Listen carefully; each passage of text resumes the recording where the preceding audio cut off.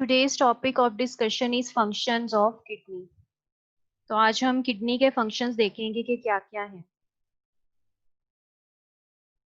तो as you know कि kidney का फंक्शन बेसिकली क्या है, फिल्ट्रेशन ऑफ ब्लड है एंड प्रोडक्शन ऑफ यूरिन है। तो इसके कुछ स्टेप्स हैं, फिल्ट्रेशन, रीएब्जॉर्प्शन एंड सिक्रीशन, जिनके नतीजे में हमारे पास जो है यूरिन फॉर्मेशन होती है। तो एज यू नो कि किडनी जो है उसका फंक्शनल यूनिट क्या है, नेफ्रॉन। तो ये जो भी फंक्शंस यहाँ पे लिखे गए हैं तीनों, ये तीनों फंक्शंस जो हैं वो बेसिकली परफॉर्म कैसे होते हैं, बाय नेफ्रॉन्स। तो नेफ्रॉन जो है ये फंक्शंस परफॉर्म कर रहा है कलेक्टिवली। तो किडनी के अंदर बहुत से न्यूमरस नेफ्रॉन्स हैं, जैसे कि हमने लास्ट टाइम जिक्र किया था कि कुछ कॉर्टिकल नेफ्रॉन्स हैं, कुछ जक्स्टा मेडुलरी नेफ्रॉन्स हैं।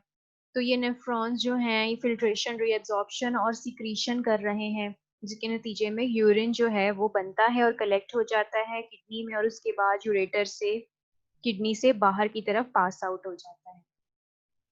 तो हम इन फंक्शंस को स्टेप वाइज देखेंगे।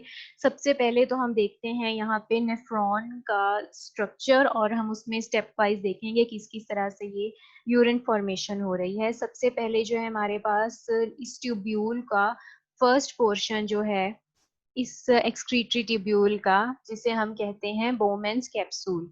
तो ये आपको पता है बोमेन्स कैप्सूल जो है ये, इसके अंदर की तरफ क्या है हमारे पास, ग्लोमेरुलस यानी बॉल ऑफ कैपलरीज। तो ये बॉल ऑफ कैपलरीज के अंदर क्या है, ब्लड है। ब्लड जो है इनके अंदर पास हो रहा है, तो ये ब्लड जो है फिल्टर हो जाता है बोमेन्स कैप्सूल में।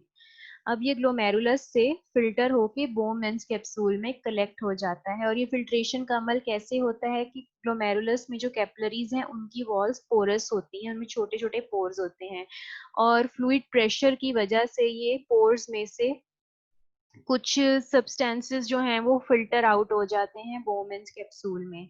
और ये जो फिल्ट्रेट है इसके अंदर कौन कौन से सब्सटेंसेस हैं, ग्लूकोज है, अमाइनो एसिड्स हैं, सॉल्ट्स हैं, यूरिया है, और एक्व सॉल्यूशन वाटर है। और ये जो भी फिल्ट्रेट है, क्योंकि ये ग्लोमेरुलस से निकला है तो इसको हम ग्लोमेरुलर फिल्ट्रेट कहते हैं। ये ग्लोमेरुलर फिल्ट्रेट अब इस ट्यूब्यूल से आगे की तरफ मूव करेगा प्रॉक्सिमल ट्यूब्यूल में, जो कि इसका फर्स्ट कॉन्वोल्यूटेड पोर्शन है। अब यहाँ पे कौन सा फंक्शन परफॉर्म हो रहा है, रीएब्जॉर्प्शन का। पहले हमने फिल्ट्रेशन देखा, अब हम देखेंगे रीएब्जॉर्प्शन। यहाँ पे सिलेक्टिव रीएब्जॉर्प्शन होती है। सिलेक्टिव मींस कि यहाँ पे सिर्फ कुछ चीजें ही रीएब्जॉर्ब हो जाएंगी ट्यूब्यूल से बॉडी के अंदर वापस, और वो होंगी ऐसी चीजें जो यूजफुल होंगी हमारी बॉडी के लिए, और वो यूजफुल कॉन्स्टिट्यूएंट्स होंगे इस फिल्ट्रेट के। और वो जब क्या करेंगे, यहाँ से रीएब्जॉर्ब हो जाएंगे, तो जो बचा कुचा फिल्ट्रेट है वो आगे फर्दर पास हो जाएगा लूप ऑफ हेनल में।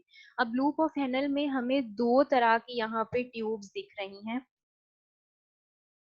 एक आपको इसका डिसेंडिंग लूप नजर आएगा जो नीचे की तरफ जा रहा है, और एक असेंडिंग लूप जो ऊपर की तरफ जा रहा है।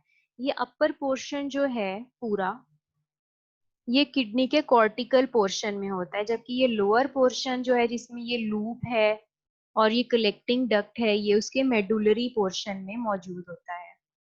तो अब ये जैसे ही फिल्ट्रेट इसके डिसेंडिंग लूप से नीचे की तरफ मूव करेगा तो यहाँ पे रीएब्जॉर्प्शन होगी वाटर की और सॉल्ट्स की। इस पूरे एरिया में डिसेंडिंग लूप और असेंडिंग लूप में जो फंक्शन परफॉर्म हो रहा है वो है ऑस्मो रेगुलेशन का, और यहाँ पे रीएब्जॉर्प्शन होगी वाटर एंड सॉल्ट्स की। उसके बाद जो है ये मूव कर जाएगा फिल्ट्रेट डिस्टल ट्यूब्यूल में। ये भी कॉन्वोल्यूटेड पोर्शन है इसका नेफ्रॉन का। अब डिस्टल ट्यूब्यूल जो है यहाँ पे क्या होगा, फंक्शन सिक्रीशन का। यहाँ पे कुछ जो है ऐसे आयंस वगैरह जो हैं सिक्रीट किए जाएंगे ट्यूब्यूल के अंदर, जैसे कि हाइड्रोजन आयंस, ताकि जो है फिल्ट्रेट की यूरिन की जो है पीएच वैल्यू को बैलेंस किया जा सके।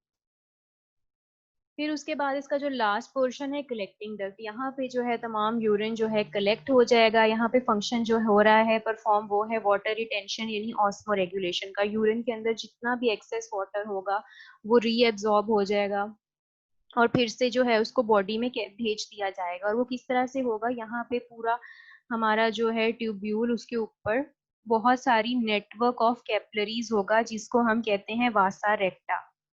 ये जो है इसके अंदर से तमाम वाटर को रीएब्जॉर्ब करके बॉडी की तरफ ले जाएंगी। और जबकि यूरिन जो कंसंट्रेटेड यूरिन होगा वो हमारी किडनी से यूरेटर के थ्रू बाहर निकल जाएगा और फिर वहां से यूरिथ्रा के थ्रू बॉडी से बाहर चला जाएगा। तो यहाँ पे एक जिक्र है काउंटर करंट मल्टीप्लायर मैकेनिज्म का। तो counter current multiplier mechanism basically क्या है, इसको समझते हैं हम पहले। तो काउंटर करंट मैकेनिज्म, जिसको हम काउंटर करंट मल्टीप्लिकेशन या मल्टीप्लायर भी कहते हैं, ये एक ऐसा मैकेनिज्म है जिसके नतीजे में जो है हमारी जो बॉडी है वो रीएब्जॉर्ब कर लेती है तमाम वाटर को उस ट्यूबुलर फ्लूइड से, यानी जो भी फ्लूइड इस नेफ्रॉन के अंदर था उससे तमाम वाटर को रीएब्जॉर्ब कर लेती है और प्रोड्यूस करती है कंसंट्रेटेड यूरिन। तो ये मैकेनिज्म जो है वो किस तरह से परफॉर्म होता है, ये किस तरह से किया जाता है, इसके लिए पहले उस बॉडी को जनरेट करना पड़ता है osmotic gradient by the use of energy. अब ऑस्मोटिक ग्रेडियंट क्या है, ये होता है difference in concentration between two solutions. दो सॉल्यूशंस में सॉल्ट्स और वाटर की कंसंट्रेशन में डिफरेंस की वजह से आपको पता है movement of water and salts होती है। तो यहाँ पे दो तरह के फ्लूइड्स कौन से हैं, एक फ्लूइड तो आपको पता है ग्लोमेरुलर फिल्ट्रेट है जो कि इस ट्यूब्यूल में मूव कर रहा है, इसको हम ट्यूबुलर फ्लूइड भी कहेंगे। एक फ्लूइड जो होगा वो इस ट्यूब्यूल के बाहर होगा, यानी हमारी किडनी का फ्लूइड। तो कुछ फ्लूइड आपको पता है इसके कॉर्टिकल रीजन में होगा और कुछ मेडुलरी रीजन में, इसको हम इंटरस्टिशियल फ्लूइड कहते हैं और एक्स्ट्रा सेलुलर फ्लूइड भी कहते हैं। तो ये इंटरस्टिशियल फ्लूइड जो है हम जैसे जैसे कॉर्टेक्स से नीचे की तरफ मेडुला की तरफ आते जाएंगे तो ये ज्यादा कंसंट्रेटेड होता जाएगा, यानी ऊपर वाले की निस्बत नीचे वाला फ्लूइड जो है वो ज्यादा कंसंट्रेटेड होगा। अब ये ज्यादा कंसंट्रेटेड होगा तो क्या होगा, वाटर की रीएब्जॉर्प्शन करेगा ये ट्यूब्यूल में से। तो अब हम देखते हैं पहले इसका ऑस्मोटिक ग्रेडियंट। फॉर एग्जाम्पल जब इस ट्यूब्यूल के अंदर फिल्ट्रेट एंटर हुआ तो उसकी ऑस्मोलैरिटी थी 300। अब जैसे ये ट्यूब्यूल से नीचे जाता गया इसमें वाटर की रीएब्जॉर्प्शन होना शुरू हो गई। जब वाटर यहाँ से निकलता जाएगा तो इसके अंदर जो है वो कंसंट्रेशन ऑफ सॉल्ट जो है वो बढ़ती जाएगी। और जब इसकी कंसंट्रेशन ऑफ सॉल्ट जो है बढ़ना शुरू हो गई तो फिर क्या हुआ, अब यहाँ पे नेक्स्ट स्टेप जो होगा वो रिमूवल ऑफ सॉल्ट्स होगी। अब यहाँ से सॉल्ट्स जो हैं जब वो असेंडिंग लूप में, जब थिकर लूप में ये फ्लूइड एंटर होगा तो यहाँ से सॉल्ट्स जो है इसमें से एक्टिवली जो है वो हमारी किडनी का फ्लूइड अपटेक उनकी कर लेगा। अब यहाँ से जो है ये वाटर रेजिस्टेंट है, यहाँ से वाटर जो है अंदर या बाहर नहीं जा सकता इस वॉल से, इस थिक वॉल से, तो यहाँ सिर्फ जो है सॉल्ट्स की अपटेक होगी। तो उसके बाद जब ये यहाँ से मूव कर जाएगा कलेक्टिंग डक्ट में, तो कलेक्टिंग डक्ट जो है वो भी आपको पता है मेडुलरी पोर्शन में होती है किडनी का। मेडुलरी पोर्शन जो है वो क्या होता है, कंसंट्रेटेड होता है, तो वहां पे भी क्या होगी, रीएब्जॉर्प्शन ऑफ वाटर। अब यहाँ पे कुछ हार्मोन्स का जिक्र है। ये हार्मोन्स क्या हैं, ये कंट्रोल कर रहे हैं हमारे यूरिन फॉर्मेशन को एंड इट्स प्रोडक्शन, और हमारी जो कंसंट्रेशन ऑफ एक्सक्रीटरी प्रोडक्ट है यानी कंसंट्रेशन ऑफ यूरिन है उसको भी हमारे हार्मोन्स कंट्रोल कर रहे हैं। यहाँ पे दो तरह के हार्मोन्स हैं जो काम कर रहे हैं। सबसे पहला हार्मोन है एल्डोस्टेरॉन। एल्डोस्टेरॉन जो है वो कौन सा ग्लैंड रिलीज कर रहा है, वो एड्रीनल कॉर्टेक्स रिलीज कर रहा है। अब एड्रीनल कॉर्टेक्स क्या है, हमारी किडनीज के ऊपर आपने देखा कोई छोटा सा ग्लैंड होता है एड्रीनल। अब उस एड्रीनल के टू पोर्शंस होते हैं, आउटर पोर्शन को हम कॉर्टिकल पोर्शन कहते हैं और इनर पोर्शन को हम मेडुलरी पोर्शन कहते हैं। तो उसका जो कॉर्टिकल पोर्शन है एड्रीनल का यानी एड्रीनल कॉर्टेक्स, वो कौन सा हार्मोन रिलीज कर रहा है, एल्डोस्टेरॉन। और इसका फंक्शन क्या है, अपटेक ऑफ सोडियम। आपको याद होगा कि लूप ऑफ हेनल के अंदर जो है अपटेक ऑफ सोडियम हुई थी, यानी उस लूप के अंदर से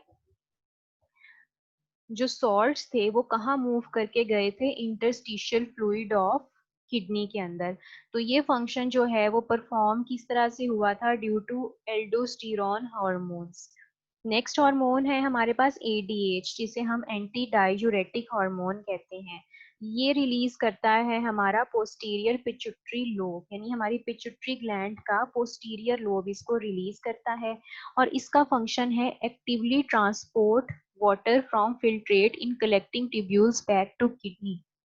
तो इसका फंक्शन है, जो हमने देखा था, लास्ट पोर्शन था कलेक्टिंग डक्ट का, कि किस तरह से वाटर जो है उसकी रीएब्जॉर्प्शन होती है बिफोर इसके कि यूरिन हमारी बॉडी से बाहर निकल जाए। तो अगर ये प्रोसेस ना हो रीएब्जॉर्प्शन का, तो ऑर्गेनिजम्स में क्या होगी, डिहाइड्रेशन होगी, हमें बार बार पानी पीना पड़ेगा अपनी पानी की कमी को पूरा करने के लिए। और इस तरह से अगर कभी कभी ऐसा होता है कि बॉडी के अंदर जो है बहुत ज्यादा पानी की एक्सेस हो जाती है, एक्सेस सप्लाई ऑफ वाटर होती है, तो रीएब्जॉर्प्शन ऑफ वाटर की इतनी जरूरत नहीं होती, तो फिल्ट्रेशन जो है वो रिड्यूस हो जाती है। और वो किस तरह से रिड्यूस होगी inhibition of release of anti diuretic hormone. तो जब बॉडी के फ्लूइड्स हाइपोऑस्मोटिक होंगे, यानी उनमें वाटर की कंसेंट्रेशन ज्यादा होगी एज कंपेयर टू सॉल्ट्स, तो एडीएच हार्मोन रिलीज नहीं होगा, जिसकी वजह से जो है इतनी ज्यादा एब्जॉर्प्शन जो है वो हमारी कलेक्टिंग ट्यूब्यूल में नहीं होगी। और हमें जो है डाइल्यूटेड यूरिन और लार्ज वॉल्यूम ऑफ यूरिन जो है वो बॉडी से प्रोड्यूस होगा। तो आज का हमारा टॉपिक यही एंड होता है। Thank you.